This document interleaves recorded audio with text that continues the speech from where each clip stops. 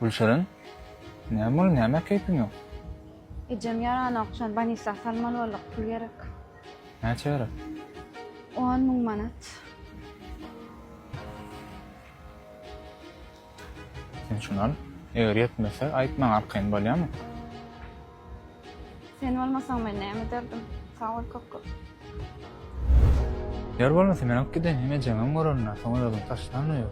Ýok, özüm giderim. Intak ejem daha bilmesin. Gowlaşsyn, anam gidäýersin. Bolýan, öýe barasyň harak bolýarmy? Bakman. Sağ ol.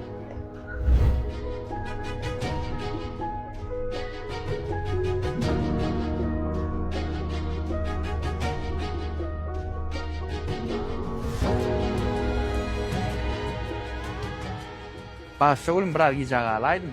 Brana gijalan, ok yarım saat gijalan. Bolýaly gülüm gaç görmesene ýör gideli.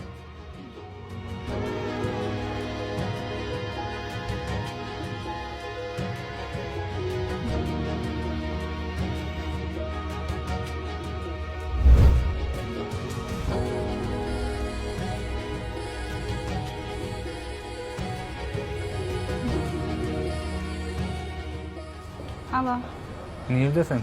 men banisada ejem ýany. Ejeňe salam aýdym.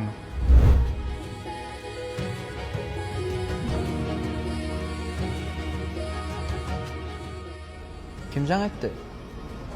Ejem ýarany banisada. Şoňa pul gerek. Ýanymda da mende ýeterlik pul ýok. Al şunu, eger ýene gerek bolsa aýda. Ay, sağ ol. Sen olmasaň men näme derdim?